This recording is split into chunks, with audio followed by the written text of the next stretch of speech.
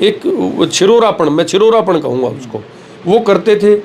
बात बात पे देखना, इसके स्वीटी की आंखों में आंसू आ गए, मेरी इस बात से ये हो गया, मैं इतना गरीब था, ये इतनी अमीर थी, इस तरह की सारी बातें करके उन लोगों ने अपने फॉलोअर बढ़ाए। कह रहे हो उसने उसके 1.5 महीने ऊपर उसमें इंटरेस्ट है, इसमें इंटरेस्ट है, तो मुझे लगता है कि ये तो सारी वाहियात की बातें हैं। नमस्कार, मैं हूं अजय भारद्वाज और आप इस समय ग्राउंड मीडिया देख रहे हैं। साथियों, दीपक निवास हुड्डा व स्वीटी बुरा, जी हाँ, ये मुद्दा लगातार आगे से आगे बढ़ने लग रहा है। समझौते की इस मुद्दे के अंदर कोई गुंजाइश अभी नहीं है।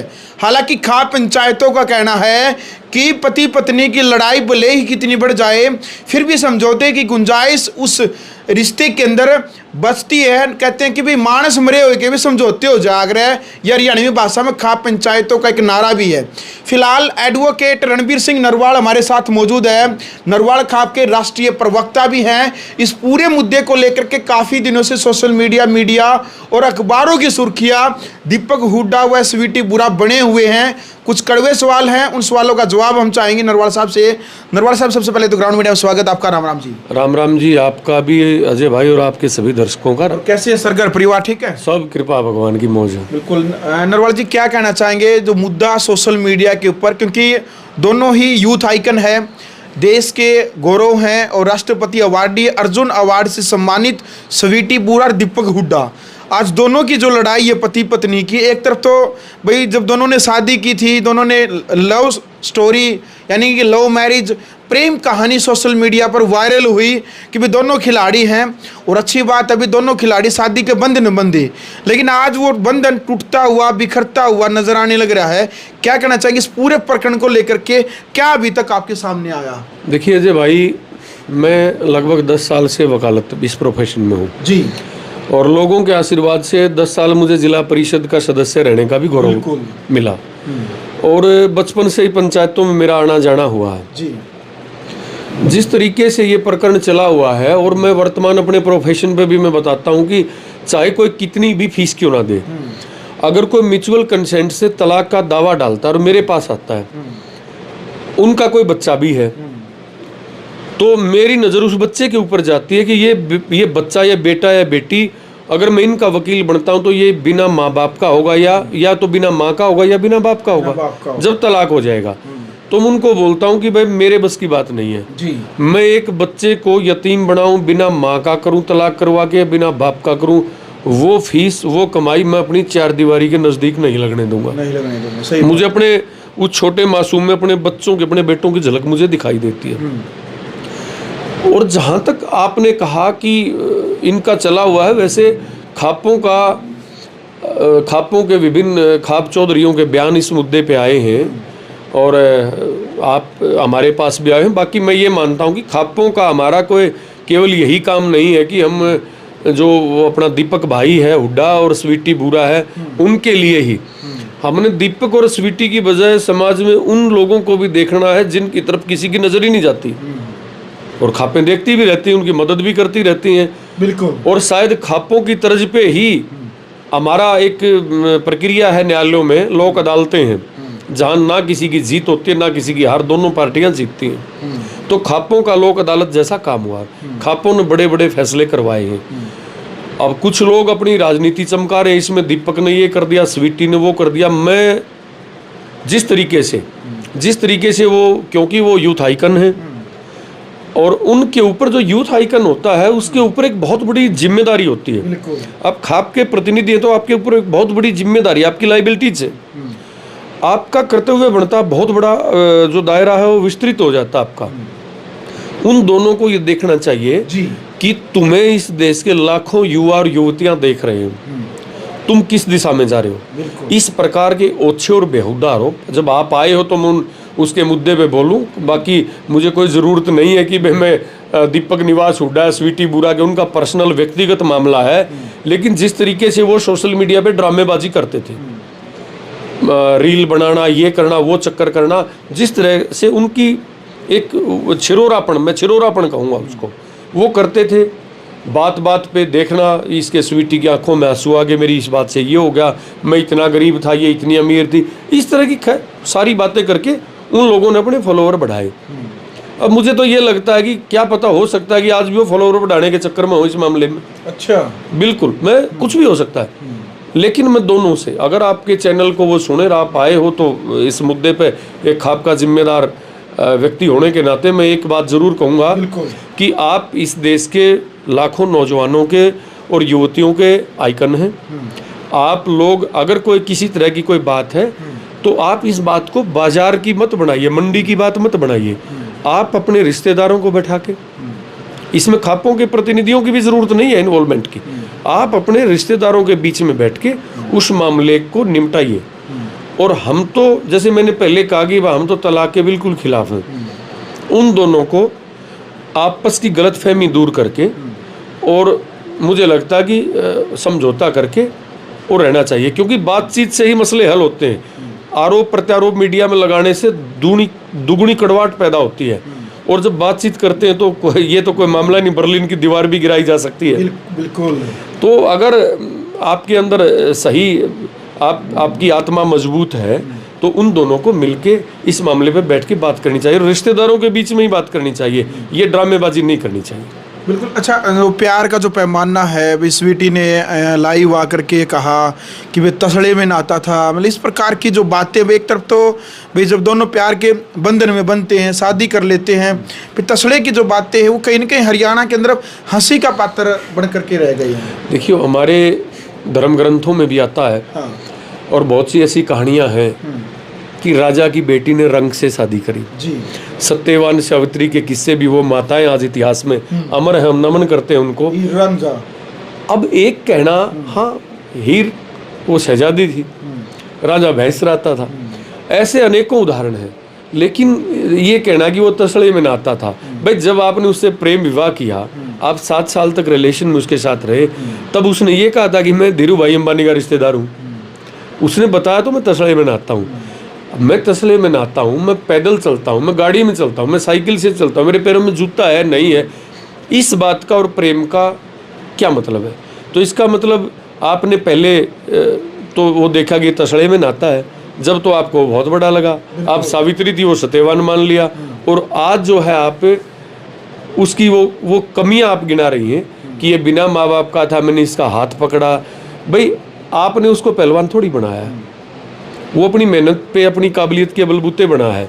लेकिन अभी मैं तो आपके चैनल के माध्यम से उन दोनों को यही सलाह देना चाहूँगा कि वो एक मिसाल कायम कर सकते हैं, और बच्चों के लिए भी, कि भाई वो किसी बात की उनका गलत फहमी थी, वो मुगालता उनका दूर हो गया। अपने रिश्तेदारों के बीच में बैठ के ज़्यादा ना वो प्रेस कॉन्फ्रेंस करें इस मुद्दे पे, ना कहीं एक दूसरे के ऊपर आरोप प्रत्यारोप करें, और दोनों आपस में रिश्तेदारों के बीच में बैठ के, परिवार के बीच में बैठ के, और वो इस मामले को, इसका हल निकालें, और भविष्य में एक पति पत्नी की तरह प्यार से रहें। ये ड्रामेबाजी छोड़ दें, रील बनाना, कम कपड़े पहन के। अब कहेंगे कि भाई एक वकील होके कहता कि देखने वाले की आंखों का दोष होता है। अब हम देखते हैं अक्सर इतनी अश्लीलता परोस दी गई है, इतनी अश्लीलता परोस दी गई है। आप राष्ट्रीय चैनलों को की बात करिए, एक महिला पत्रकार होती है, हमारे देश में यतर नार्यस्तु पूजन्ते रमन्ते तत्र देवता की बात आती है। हम नारी को पूजा करते हैं, नारी की। एक हमारे धर्म ग्रंथ ही ऐसे हैं, हमारा एक वैदिक धर्म ऐसा है जो नारी को नारायण की जननी मानता है, भोग्या वस्तु नहीं मानता उसको। अब राष्ट्रीय चैनल के ऊपर एक महिला है, उसका शरीर अर्धनग्न होगा जब वो न्यूज़ पढ़ रही होती है, और जो पुरुष होगा वो pant coat tie suit boot में वो होगा। तो ये क्या है, ये ड्रामाबाजी? तो मैं तो ये आपके चैनल के माध्यम से ये भी कहना चाहूँगा, उनको भी कहूँगा, ये अश्लीलता परोसते हैं ये हमारे लड़के लड़कियां, ये रील बनाने के चक्कर में, ये ड्रामेबाजी के चक्कर में। तो स्वीटी को और दीपक भाई को अभी कुछ नहीं बिगड़ा है, लहरें समुद्र की बहुत बाकी हैं, और गिन लेना, तो वो समझौता करके अपना घर बसा लेना चाहिए। रणवीर जी, लेकिन काफ़ी लोगों की क्रियाएं, प्रतिक्रियाएं इस पूरे मुद्दे पर सामने आने लग रही है। देखो भाई, दीपक निवास हुड्डा जब सोशल मीडिया पर इंटरव्यू दे रहे थे, हालांकि खुद स्वीटी बुरा ने बताया था कि वर्ल्ड चैंपियनशिप में जिस टाइम पर गोल्ड मेडल जीत करके लेकर आई, उस टाइम पर स्वीटी बुरा ने मीडिया के माध्यम से कहा था कि इस मेडल के पीछे दीपक निवास हुड्डा का सहयोग है, इसने मेरे सपने जिंदा रखे और इसने काफ़ी मोटिवेट किया और मेरा साथ निभाया, तब जाकर के बॉक्सिंग में वर्ल्ड चैंपियनशिप में गोल्ड मेडल लेकर के मैं आई। शादी के 1.5 महीने बाद एक पत्रकार ने पूछा स्वीटी बुरा से कि भाई आपको कब पता चला कि भाई आप इतना बड़ा गंभीर आरोप लगा रहे हैं कि इसका लड़कों में इंटरेस्ट है। तो फिर पत्रकार ने सवाल किया तो उसने कहा कि शादी के तकरीबन 1 से 1.5 महीने बाद मुझे पता चला कि भी इसका लड़कों में इंटरेस्ट है। फिर काफ़ी लोगों का कहना है भाई यदि आपको शादी के 1.5 महीने बाद यदि पता चल गया, फिर आपने 3 साल कैसे साथ बिताई, आपने इलेक्शन में भी साथ दिया, आप एक दूसरे के साथ रहे, तब क्यों नहीं विरोध किया? और ये काफ़ी लोग कह रहे हैं भाई दीपक हुड्डा की छवि और उसके कैडर को गिराने के लिए क्या बताइए झूठा आरोप भी हो सकता है। देखिए ये सही बात है कि जब 1-1.5 महीने बाद आपको पता लग गया जी, उसके बाद भी आपकी हजारों रील होंगी। ये अजय भाई हम फोन रखते हैं बिल्कुल, और क्योंकि एक राजनीतिक आदमी हूँ, सामाजिक आदमी हूँ, सोशल मीडिया से मैं भी जुड़ा हुआ हूँ। बिल्कुल, कई हजार लोग मेरे भी फॉलोअर हैं, मैं भी बहुतों का फॉलोअर हूँ। बिल्कुल, और मैं इसको जब भी खोलता हूँ तो स्वीटी भाग रही है, वो फूल ले रहा, मतलब वो बिना निकाले जबरदस्ती मेरी आंखों के आगे और उसको उठा लेता। अब हाँ, मुझे नहीं पता ये कैसे होता है इसमें। तो हम अक्सर देखते हैं, हम देखना तो चाह रहे हैं भाई कोई और यूट्यूब पे और कोई भजन सुनना चाह रहे हैं और भी, लेकिन वही वाकई स्वीटी और दीपक आ रहे हैं उस पे। तो पता नहीं वो क्या किस तरीके से उनकी ऐसे पब्लिश वो करते थे। तो ये जो आरोप की बात आप कह रहे हो कि उसने उसके 1.5 महीने ऊपर उसमें इंटरेस्ट है, इसमें इंटरेस्ट है, तो मुझे लगता है कि ये तो सारी वाहियात की बातें हैं, ये बेबुनियाद बातें हैं। और एक खाप प्रतिनिधि होने के नाते, खाप का प्रवक्ता होने के नाते मैं उनको ये कहूँगा कि इस बदबू को ज़्यादा मत बिखेरे वो। अच्छा, कई बार ऐसा, क्योंकि आप बहुत सारी पंचायतों में आप जाते हैं, कई बार हमने सुनने में आया है, बहुत सारी किताबें हम पढ़ते हैं, खाप पंचायतों के पास हम बैठते हैं, कई बार पत्नी के पास यदि कोई एक्सक्यूज, कोई ठोस कारण नहीं होता रिश्ता तोड़ने का, तो कई बार तो पत्नियां पंचायत में पत्नी यानी पति के ऊपर नामर्दानगी के भी आरोप लगा देती है। ऐसे भी केस सामने आते होंगे? हाँ बिल्कुल आते हैं जी। और कई बार जब बच्चा युवा हो जाता है जी, और प्रेम विवाह भी कर लेते हैं जी जी, और उसके बाद क्या होता है, जिस भूमिका को लेकर वो चलते हैं, आरोप प्रत्यारोप करते हैं। अब मान लीजिए मेरी कोई कमी है तो फिर मैं आपके ऊपर निकालने की कोशिश करूंगा जी। फिर आरोप प्रत्यारोप का दौर शुरू होता है और वहाँ पे उस युवा के या युवती के, उस व्यक्ति के संस्कार किस माहौल में वो बच्चा पला बढ़ा है, किन संस्कारों में उसकी परवरिश हुई है, वो उसके संस्कार अजय भाई परिलक्षित होते हैं। तो इस प्रकार के जो आरोप प्रत्यारोप है वो कतई बेबुनियाद है और हमने बिना चाहते हुए भी कई बार ये मीडिया में सामने आ जाता है। स्वीटी ज्यादा आरोप लगा रही है, दीपक तो चुप है इस पूरे मुद्दे पर, दीपक बोल ही नहीं रहा। और मुझे ये लगता है कि देखिए मुझे लगता है कि ये उसकी समझदारी भी है जी। और मुझे ये भी लगता है कि कहीं न कहीं वो ये भी चाहता है कि वे तेरा घर बस जा, दोबारा से फिर तुम एक हो जाओ। क्योंकि मुझे नहीं पता, मैंने तो सोशल मीडिया में देखे, मेरा कोई मतलब नहीं, ना वो मुझे जानते ना मैं उनको जानता। अब बिना चाहे भी जब आगे आ जाती है कोई चीज़ तो देखी भी जाती है कई बार। तो एक खाप का जिम्मेदार व्यक्ति होने के नाते मैं उनको यही कहूँगा कि वो आपस में मिल बैठ के, और ये जो ड्रामेबाजी है वो ये सोचे कि तुम्हें लाखों लड़के और लड़कियां देख रहे हैं, ये ड्रामेबाजी, ये छिरोरापन छोड़ के दोनों अपने मैच पे, भाई जिसने राजनीति करनी हो राजनीति पे, उस पर फोकस करें।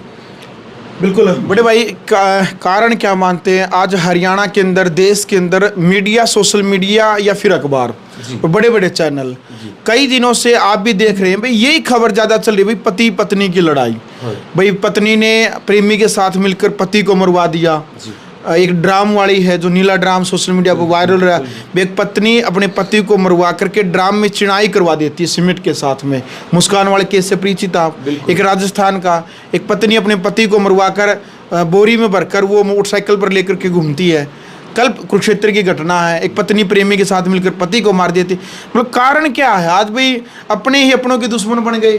देखिए इनके पीछे अजय भाई मैं मानता हूँ कि अपने विवाहेतर संबंध किसी पत्नी का या किसी पति का, ऐसा नहीं कि पुरुष इस तरह का घिनौना काम नहीं करते, वो भी अपनी पत्नी या बच्चों तक को भी ख़त्म कर देते हैं। किसी झूठे प्यार के चक्कर में, और औरतें भी ऐसा कर रही हैं। तो दोनों तरफ से कई ऐसे सुनने में आते कि रूह कांप जाती इस तरह के, जैसे आपने बताओ ड्रम वाली कहानी थी, एक प्लानिंग के तहत चाकू खरीदना, चिकन काटने वाला और उसको कत्ल करना उस लड़के को। ये सारे मैं ये मानता हूँ कि चरित्रहीनता जब आती है, चरित्रहीनता मैं ऐसा समझता हूँ कि इस तरह के जो घटनाएं होती हैं, चरित्रहीनता इसमें सबसे बड़ा मुख्य कारण है। बिल्कुल। और इसमें देखो बहुत सख्त कानून है, फांसी तक का प्रावधान है इसमें।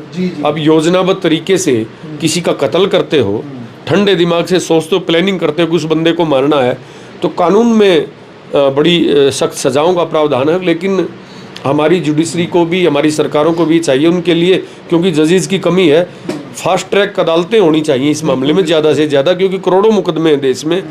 और इस तरह की क्रूरल्टी से जब किसी व्यक्ति को मारा जाता है, तो मुझे लगता है कि विदिन 6 महीने के अंदर ही उसको ऐसी सज़ा मिलनी चाहिए, रूह कांप जाए। आप सऊदी अरब में जाओगे, आप देखोगे, दुबई में देखोगे, वहाँ का नियम है, वहाँ का कानून बहुत थोड़ा सा सख्त है उस चीज़ में, तो वहाँ पे शांति है, अमन चैन है। हमारे यहाँ सोचते थे कि भाई आप उसको थोड़ा सा कानून की कहीं न कहीं को ऐसी कमज़ोर जगह को देख कर वहाँ से निकल जाओगे, लेकिन जांच से बचता नहीं। अगर पुलिस अधिकारी को ईमानदारी से जांच करते हैं तो निसंदेह उसको सजा के अंजाम तक, लेकिन लंबी थोड़ी सी प्रक्रिया है हमारे न्याय की। इसमें थोड़ा मैं कहना चाहूँगा कि फास्ट ट्रैक अदालतें हों और सरकार इस पे ध्यान दे तो और अच्छा रहेगा इस चीज़ में। कोई अपील जो प्रेस राष्ट्रीय प्रवक्ता हैं आप अपनी खाप के, नरवाल खाप के, दीपक हुड्डा, स्वीटी बूरा तक कोई संदेश सुनाना चाहेंगे? मैं दीपक और स्वीटी को एक ही संदेश, जब आप आए हैं तो अपनी खाप के माध्यम से मैं कहना चाहूँगा, क्योंकि भाई आप लोग यूथ आइकन हैं, हज़ारों लाखों लड़के लड़कियाँ आपको फॉलो करते हैं। आप लोग ये सोचिए कि हम साधारण नहीं, हम असाधारण हैं, और लाखों बच्चे हमें देख के हमें प्रेरित होते हैं। उनके दिमाग में क्योंकि कोई कारण ये मारपीट कर दिए, गाड़ी मांग ली, ये सारी वाहियात की बकवास की बातें, लड़कों में इंटरेस्टेड है, लड़कियों में ये फिजूल की बातें, मुझे ये लगता कि कहीं न कहीं, जैसे मैंने बताया, इस प्रकार के कत्ल हो जाते हैं, किसी प्रकार का शक और संदेह हो जाता है एक दूसरे पार्टनर के चरित्र के ऊपर।